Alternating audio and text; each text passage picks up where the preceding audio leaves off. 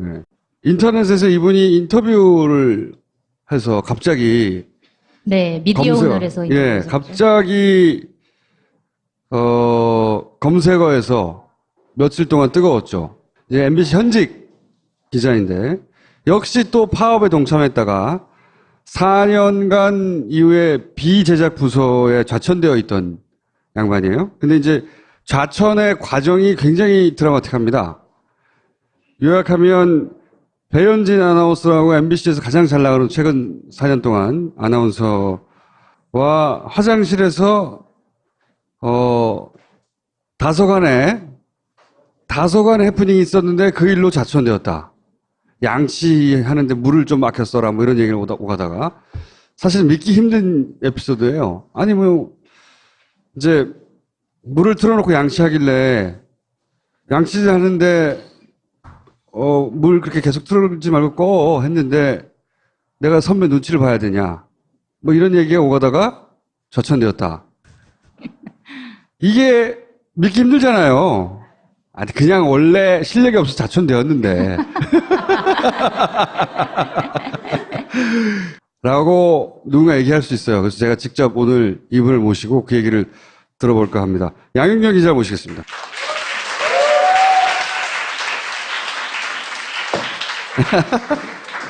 자, 영상을 먼저 하나 보시겠습니다. 상암동 김 사장. 이 만화를 김 사장에게 헌정한다. 우리 회사는 괜찮은 회사였다. 대표 상품 만나면은 사랑받는 스테디셀러였고 초대형 히트 상품들을 끊임없이 만들어냈다. 내가 처음 그를 만났을 때 그는 김 부장이었는데 나는 자네의 충성이 필요해. 저는 사람에게 충성하지 않습니다. 네. 사내 정치에 관심이 많고 매우 특이한 입맛을 가졌다는 소문이 파다했다. 우리 회사는 제조업체답게 늘 활기가 넘쳤다. 직원 대부분이 제품을 잘 만들겠다는 욕심에 늘 왁자지껄했다. 나 같은 사원은 그것만 생각하면 됐다. 그런데 말입니다. 언제부턴가 회사는 다른 일로 시끄럽기 시작했다.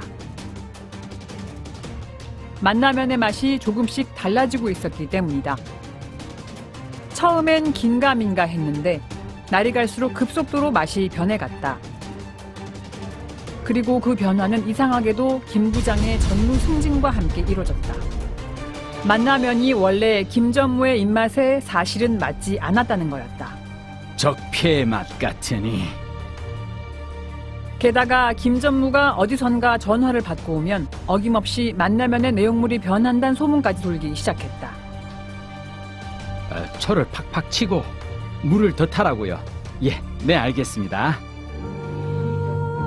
만나면은 얼큰하고 톡 쏘는 칼칼함이 인기 비결이었는데 김 전무는 반죽에다 갈치 비늘과 뱀털을 갈아넣고 거기다 단무지 국물로 색을 내라는 거였다. 뱀털 맛이 나서 뱀털이라 한 것이온데 어찌 뱀털이라 생각했냐 하시면 만나면이 좋아서 좋은 친구에 입사했던 직원들은 몹시 속상했다. 이건 정말 아니지 않아? 이건 만나면 좋은 친구가 아니잖아. 기계와 호연직이라면 어느 회사 못지않던 직원들은 참다 못해 하나둘씩 항의하기 시작했다. 만나면 맛이 이상해졌다는 소비자들 항의가 빗발치고 있어요. 매출도 심각하게 떨어졌다고요? 90%가 싫다는데 10% 입맛에 맞추면 어쩝니까? 항의도 소용없이 만나면의 괴이한 맛은 여전했고 만나면과 좋은 친구의 소울을 되찾고 싶었던 직원들의 저항은 거세졌다. 하지만 김 전무는 들은 척도 하지 않았다. 대신 항의하는 직원들을 차례로 없애기 시작했다. 처음엔 몇 명이 하루아침에 회사에서 감쪽같이 사라졌다. 또 어떤 직원은 주차장으로, 어떤 직원은 공사장으로 발견했다. 그러다 외부에 소문이 돌자 부담이 됐는지 말 안 듣는 직원들 보낼 옆방을 만들었다. 회사와 김 전무의 결정에 찍소리라도 내면 바로 옆방행위였다. 뻥이요. 그렇게 쫓겨난 직원이 100명이 넘었다. 옆방에 있는 직원만으로 회사 하나 차릴 지경이었다. I'm your father. 그리고 쫓겨난 직원들 자리는 김전무 말을 잘 듣기로 약속한 직원들로 채워갔다. 불순분자들은 별의별 이유로 계속 쫓겨났는데 내 작업 손대서 엉망됐잖아요. 나보다 일도 못하면서. 이런 정직한 쉐이. 너도 뻥이야. 심지어 어떤 직원은 피 같은 술, 물을. 저기요, 물 틀어놓고 양치하고 거울 보고 화장 고치는 건 좀 거시기. 어머, 내 손가락이 왜 펴져? 높은 분들이 아낀다는 소문이 있던 회사의 소녀시대에게 자원절약에 동참할 것을 겁도 없이 제안했다가 수증기처럼 옆방으로 증발했다. 뻥이야. 옆방으로 보내진 직원들은 만나면 만드는 곳엔 들어가지도 못했다. 만나면과 좋은 친구는 이제 김전무와 친구들 차지였다. 소비자들은 변해버린 만나면과 좋은 친구를 욕하고 외면하기 시작했다. 에이, 이런 거 쓰레기지. 시래기는 국이라도 끓여 먹지. 진짜. 그런 6년이 지나고 김전무는 마침내 그와 비슷한 입맛을 가진 이들에 의해 사장으로 임명됐다. 상암동 김 사장의 탄생이다. 만세! 특이한 입맛 하나로 사장까지 올라선 김 사장. 어떻게 살아야 하는지 온몸으로 보여준 그의 성공시대는 그렇게 영원할 것만 같았는데. 유난히 초가 많이 팔려나간 지난 겨울 이후 김 사장에게 걸려오는 전화가 뜸해졌다고 한다. 그리고 어느 날 최종적이고 불가역적인 인사발령.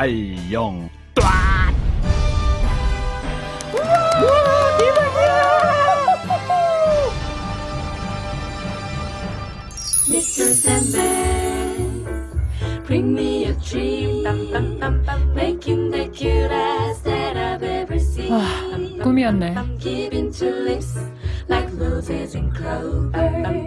Then tell him 옆방에 온 지 4년째. 그립다. 그때 그 맛. I'm so 만나면 좋은 친구. 그 일로 진짜로 쫓겨났어요? 비제자 부서로? 진짜로? 진짜로. 진짜 그게 진짜임을 드러내는 정황들이 있어요? 예를 들어서? 일단 제가 이제 직업적으로다가 네. 팩트를 하나 말씀드리면 저는 절대 반말을 쓰지 않았고요. 네. 시정일관 존댓말로 정중히 물을 잠가줄 것을 요청을 했고 정중히 요청했고. 정중하게 물 좀 잠가주시면 좋겠다라고 네. 얘기를 했고 잠가달라고 했는데 기분이 좀 나쁜 것처럼 제가 느꼈어요. 그래가지고 저희 부서로 돌아오는 길에 제가 이제 퇴근하려고 가방을 챙기고 있는데 앵커께서 지나가면서 약간 이거 얘기해도 되는지 모르겠네. 어쨌든 이미 다 공개된 영상이니까 이렇게 감정적으로 이렇게 하고 지나가더라고요. 제 옆을. 그래가지고 이거 정말 익숙해지지가 않아 이 상황이 사실은. 근데 채 하고 지나갔다? 하고 지나가서 저도 모르게 그게 그렇게 억울해요. 그랬더니 제가 그러니까 물 쓰는 데 눈치를 봐야 되느냐. 그래서 제가 당연하죠. MBC 앵커인데 라고 멋지게 말하고 퇴근했죠. 거기까지는 있을 수 있는 일이 아닐까요? 근데 네. 그 다음날 아침에 출근 전 8시 한 30분쯤인가 노조 사무실에서 일하는 네. 간사 선배가 있는데 그 다음날 선배가 바로 아침에. 네. 다음날 바로 아침에 전화를 해서 매우 다급한 목소리로 윤경아 너 어제 배현진 씨랑 무슨 일 있었어? 라고 물어보는 거예요. 제가 아무한테 얘기한 적도 없는데 그래서 어저께 화장실에서 물 잠그라고 하긴 했는데 근데 선배가 야 좀 회사가 지금 난리가 났으니까 일단 알고 나오라고 하더라고요. 회사에서 난리가 났다고? 네, 지금 난리가 났으니까 알고 나오라고 해서 출근했는데 들어가자마자 부장이 부르시더라고요. 부장이 불러서 부장께서 윤경아 너 어제 화장실에서 있었던 일을 처음부터 끝까지 자세하게 얘기를 해달라고 하는 거예요. 모든 팩트를 빠뜨리지 말고 낱낱이 얘기를 하라고 하셔서 시간대별로 이렇게 쭉 말씀을 드렸죠. 근데 이제 부장께서 일단 알겠다고 잠깐만 기다려보라고 하시더니 누구를 만나고 오시더라고요. 오시더니 저한테 윤경아 미안한데 어저께 있었던 일을 경위서를 써라 라고 하셔서 경위서를 쓰라고 하니까 썼죠. 근데 경위서 저만 쓴 건 아니고 배현진 씨도 썼어요. 네. 저는 2013년 7월 며칠 5층 여자 화장실에서 배현지 씨를 만났습니다. 배현지 씨는 그때 양치를 하고 있었는데 제가 보기에 물을 과도하게 사용한 것 같아서 물을 잠가달라고 했습니다. 배현지 씨는 그때 저에게 이렇게 말을 썼어요. 쭉 써가지고 뭐 부장께서는 너는 기자니까 드라이기 팩트만 간략하게 쓰라고 하셔서 한 A4 한 반 정도 써가지고 낸 것 같아요. 그러고 나서 경위서 쓰는 걸로 끝나나 했더니 그거에 대한 진상을 조사하겠다며 진상조사단이 꾸려지고 진상조사단장이 생겼어요. 진짜로? 진상조사단장이 저를 불렀죠. 단장이 누구였어요? 지금 100분 토론 진행하신 박용찬 앵커께서 저를 부르셨죠. 부르셔가지고 너의 경위서와 배현지 씨의 경위서가 대부분 다 일치하는데 딱 한 군데 틀린 데가 있다. 너가 배현지 씨 화장실 있다가 문을 열고 나왔다가 다시 들어가서 배현지 씨한테 문 잠가라고 했다는 거예요. 그래서 전 그런 적이 없거든요. 그래서 그 부분이 틀리다며 나중에 알고 봤더니 CCTV까지 돌렸다고 하더라고요. CCTV까지 돌려가지고 확인을 했는데 그 결과 제가 안 나갔다 온 걸로. 네. CCTV를 확인했다고요? CCTV를 보게 해주려면 거쳐야 하는 어떤 부서 근무자를 통해서 들은 거라서. 그리고 CCTV도 확인했어요. 그런 다음에. 뭐 제 말이 맞든지 어땠든지 간에 확인을 했으나 거기에서 그친 게 아니라 저희 부장을 따로 부르셔가지고 그때 국장이 지금 김장현 사장님이시죠. 김장현 사장이 이제 부장을 부르셔서 아, 그때 김장겸이 등장하는구나. 보도국장이었어요. 그래서 그 보도국장께서 저희 그 국제부장을 부르셔갖고 그때가 얘기 나왔던 건 인사조치가 아니라 징계였어, 징계. 징계 이유는 뭐랍니까? 공정방송에 대한 어떤 그런 가치를 위한 파업을 했는데 그 와중에 대체 인력이 들어왔기 때문에 그 대체 인력들과는 사실 사이좋게 지내고 싶지 않았어요. 솔직히 말씀드려서. 그러니까 제 감정 어떻게 할 수가 없잖아요. 그래서 그분들께 다소 다정함이 떨어졌죠. 저의 그 행동에 있어서, 행동과 말에 있어서 다정하지 못했죠. 네. 그러니까 뭐 그 다정하지 못하는 것이 업무 분위기를 쭉 훼손해 왔는데 안 그래도 얘가 한마디로 기존 기자들과 새로 들어온 기자들을 차별하는 애로 말하자면 찍혀 있었는데 빌미가 잡힌 거예요, 이게. 네, 그래서 이게 제 생각에는 방아쇠 역할을 한 것 같아요. 네, 징계. 왜냐면 이것만으로 인사가 났다고 도저히 저는 납득할 수가 없었거든요. 근데 실제로 보도국장이 그때 김장현 보도국장이 부장에게 했단 말을 제가 얼마 전에 이게 정말 내가 꿈꾼 거 아닌가 싶어가지고 부장이 미국에 계셨는데 전화해서 물어봤어요. 그때 상황을. 그랬는데 그때 국제부장께서 하시는 말씀이 사실 처음에 인사가 아니라 징계를 얘기했고 징계를 하겠다는 인사를 확실히 밝혔다. 그래서 부장께서 이걸로 징계한다는 것은 MBC 망신이다. 이렇게 어떻게 징계를 하느냐. 화장실에서 물 잠그라고 했다고 징계하는 거죠, 이제. 그렇죠. 그러니까 네. 이거는 말이 안 된다. 징계 못 받아들이겠다 하니까 그러면 인사를 하겠다. 인사. 네, 인사를 하겠다 해가지고 부장께서 인사도 말이 안 된다. 징계성 인사가 나도 그건 징계나 마찬가지로 그런 말 나가고 정말 좋을 게 없으니까 정말 인사하고 싶으면 정기 인사 때 내라. 네. 라고 타협을 하시고 그러고 나서 정기 인사 때 인사가 났으니까 저로서는 정기 인사 때 난 인사가 당연히 그것 때문에 난 인사라고밖에 받아들일 수가 없죠. 그래서 어디로 갔어요? 그 부장께서 처음에는 배현진 앵커가 바로 제 뒷자리였어요. 네. 그래서 이제 둘을 떼어놓는 것이 바람직하겠다 해서 층을 바꿨죠. 배현진 아나운서는 그 일로 징계를 안 받았어요? 안 받았죠. 왜 갈등의 양 당사자인데 한쪽은 징계를 받고 한쪽은 안 받는 거죠? 그건 저한테 물어보시면 안 될 것 같은데. 배현진 아나운서는 왜 이쁨을 받았죠? 예뻐서? 아니 그럼 왜 소위 그 당시 사측이 배현진 아나운서는 예뻐한 거죠?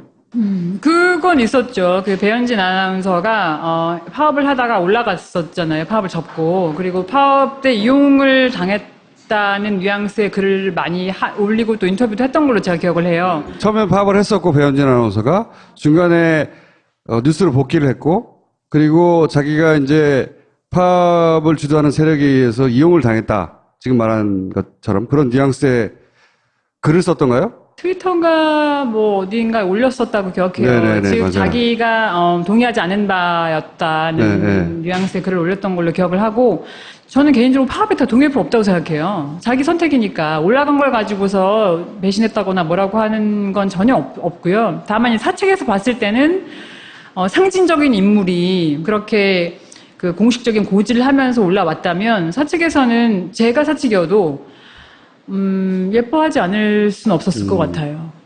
그렇게 해서 이제 어디로 쫓겨난 거예요? 기자를 하다가. 지금 제가 있는 부서가 미래방송연구소라고, 뭐 하는 데입니까? 그냥 하루 종일 앉아있는 거예요. 일을 아예 안 주는 건가요? 네, 바로 그 말씀입니다. 그거 참. 일을 안 줘요? 전혀 안 주요. 일을 전혀 주지 않고, 근데 저 말고도 그런 그 일을 전혀 받지 못하는 기자나 PD, 아나운서가 굉장히 많아요. 여기요? 옆방? 그나마 저는 상암동 본사에 있지만, 뭐, 예를 들면 여의도나 아니면 구로 같은데, 뭐, 폐건물이나 가건물 같은 수준의 사무실도 차려가지고, 거기로 사람을 보내고 했죠.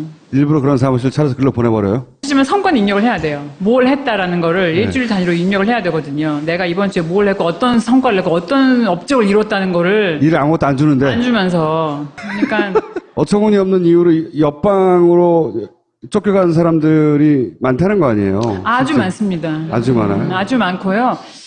그 누적 집계로는 한 200명 가까이 돼요.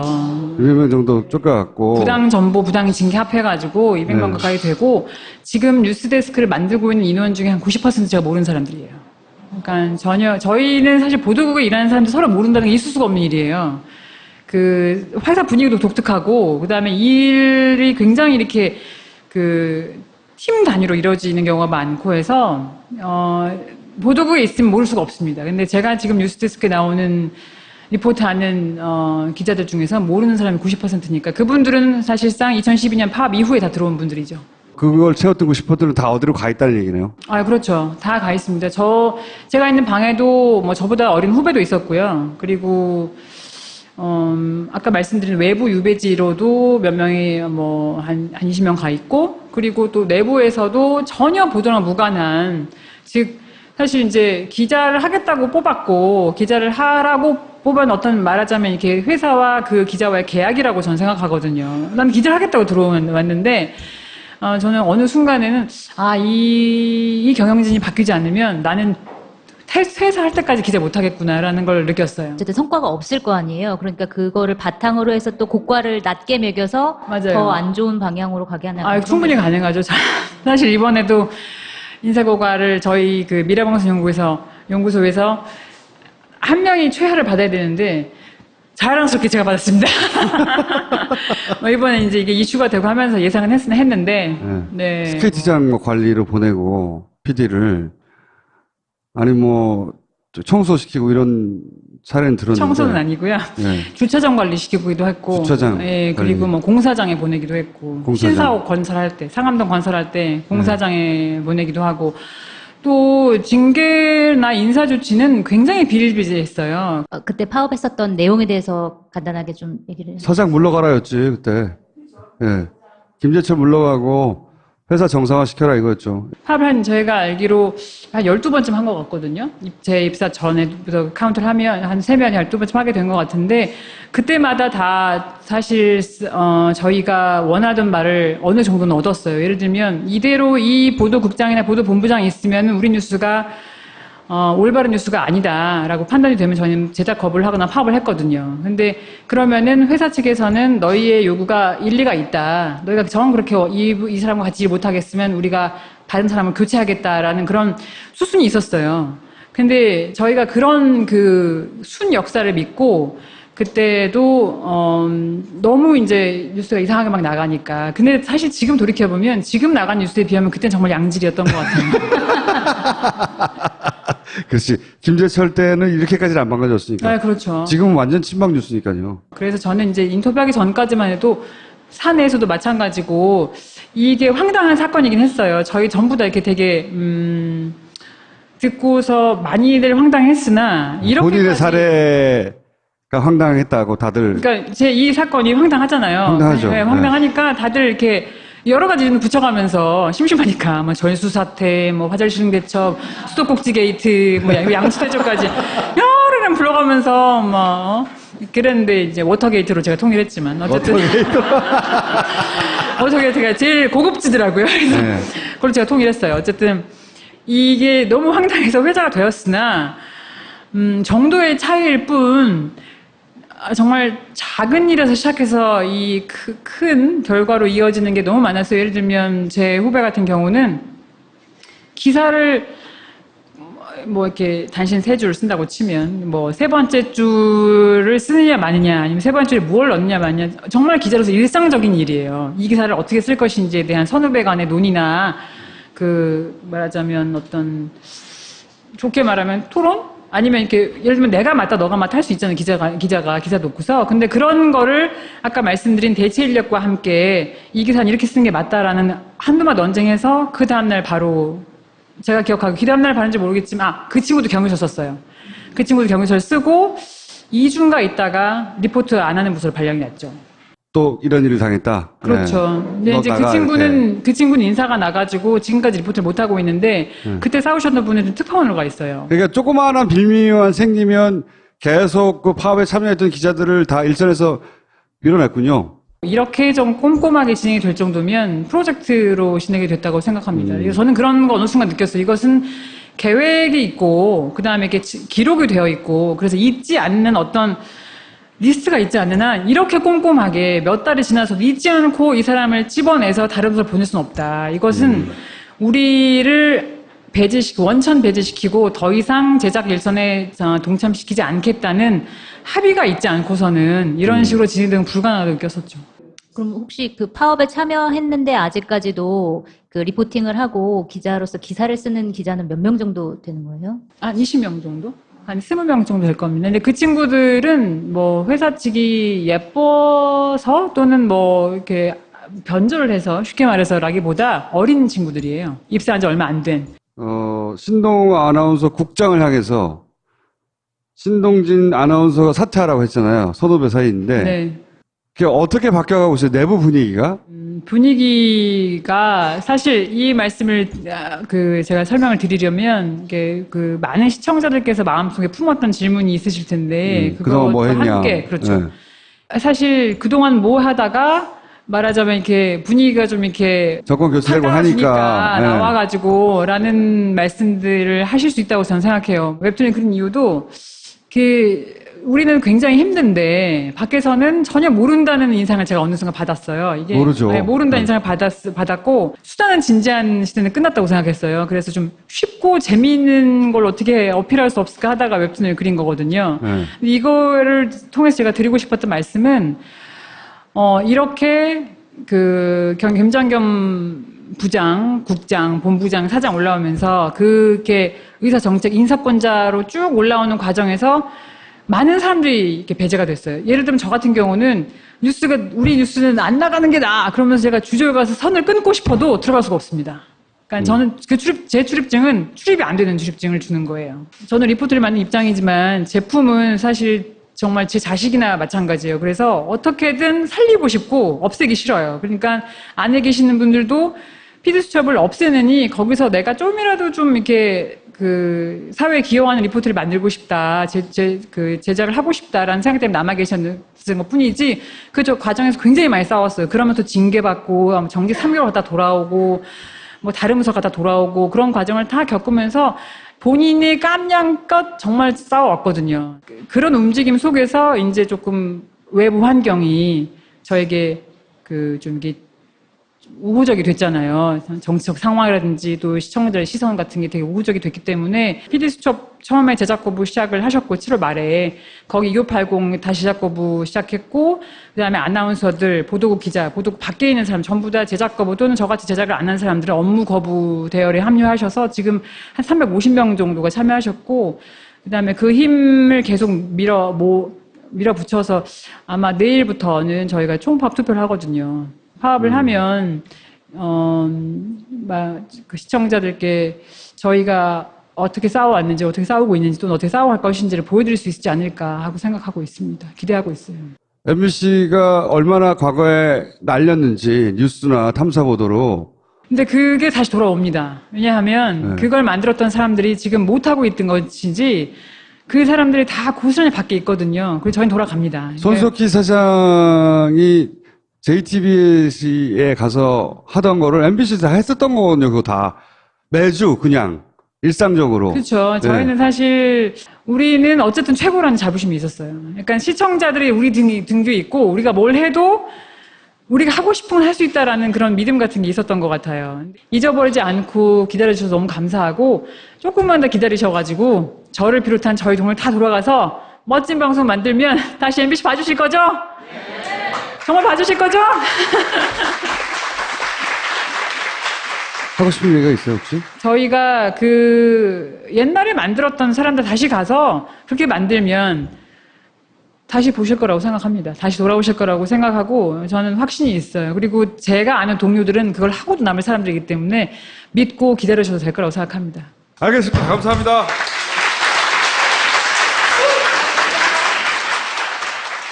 다리가 보이질 않았다고 이렇게 탕! 표적이 아빠 총구를 백발백중이지.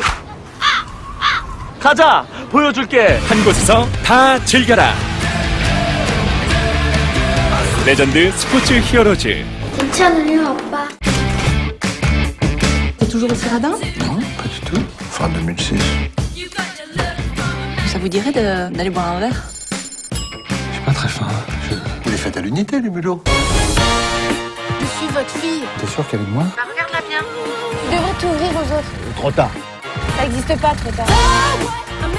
On va faire un premier chèque. Un chèque de 5 ans.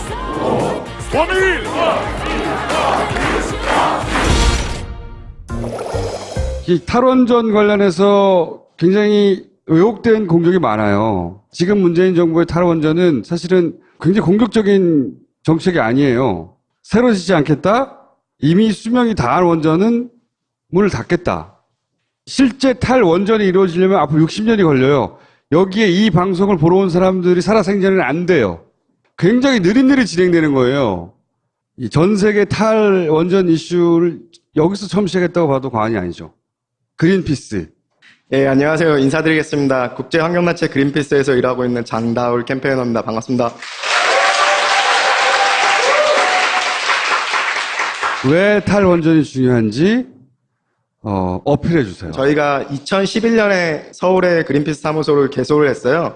그래서 2012년에 에너지 캠페인을 시작을 하면서 우리가 오염물질을 배출하는 석탄화력 발전소라든가 위험한 원전을 줄여나가면서 새로운 에너지 시스템으로 전환하면서 새로운 한국을 만들어 가야 된다는 메시지를 전달하고 싶어서 국회에다가 저렇게 프로젝션으로 쏜 거예요. 아, 실제로 쏜 거예요? 네. 합성한 게 아니라? 네네. 그래서 연락이 왔죠. 포토샵을 한 거냐 합성을 한 거냐 해서 저희는 노코멘트로 마무리 지었습니다. 그래서 오늘은 말씀하신 대로 지난 6월 19일에 우리나라에서 가장 오래된 원전인 부산에 위치한 고리 1호기가 우리나라 최초로 폐쇄가 됐어요. 폐로라고 하죠. 그 당시에 이제 폐쇄를 기념하는 기념식에서 문재인 대통령이 지금까지 오랫동안 시민들의 요구가 있었던 단계적인 탈원전으로 나아가겠다고 선언을 했죠. 그러고 나서 이제 사회적으로